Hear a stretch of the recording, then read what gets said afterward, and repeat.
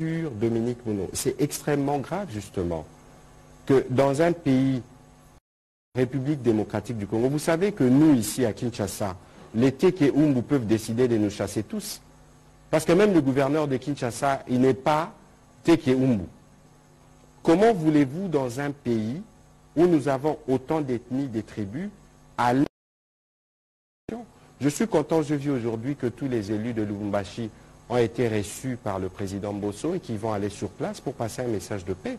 C'est extrêmement dangereux de vouloir jouer sur ces questions. On n'a pas besoin, les Congolais ne vont pas commencer à demander des visas pour traverser les provinces. Je vais quitter le Kasaï pour aller dans les Maniema, je dois prendre un visa parce que non, c'est des questions qui sont dangereuses et j'espère que toutes les autorités vont s'élever contre cette question et j'espère que vous, les médias aussi, vous allez nous accompagner dans la campagne qui se fera parce que vous dites ici que nous sommes en retard, les peuples à faim, le peuple veut manger. Parce que le vrai débat autour de tout ça, c'est un débat de pauvreté parce que nous n'avons pas créé suffisamment d'emplois. Alors c'est très dangereux que des personnalités revêtues d'un mandat public tiennent des propos qui peuvent prêter à confusion.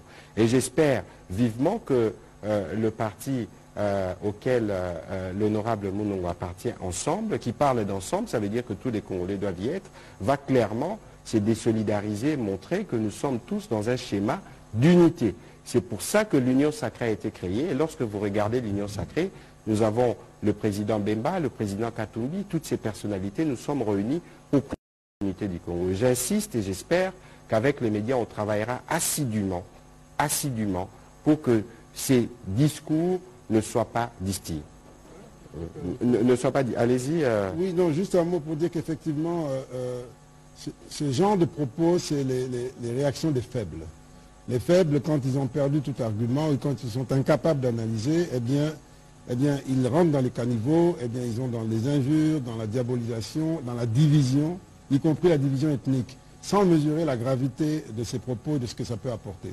C'est peut-être parce que nous sommes dans un contexte de démocratie, acceptons-le, mais c'est extrêmement regrettable et même répréhensible.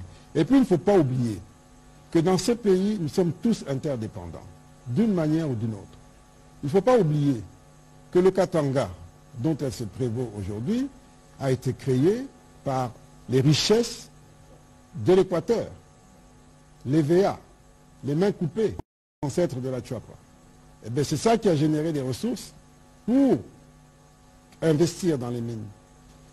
Il ne faut pas oublier non plus que le Kasaï lui-même a donné énormément. Vous vous souvenez de l'effort de guerre de l'Amiba qui aujourd'hui ne se relève plus parce que l'Amiba a été saignée pour appuyer l'effort de guerre et soutenir le régime du président Laurent Désiré Kabila. Donc, c'est pour vous dire que c'est tellement complexe, nous sommes tellement unis, nos intérêts sont tellement enchevêtrés qu'il n'y a que des petits esprits pour tenir certains propos et c'est tout à fait dommage.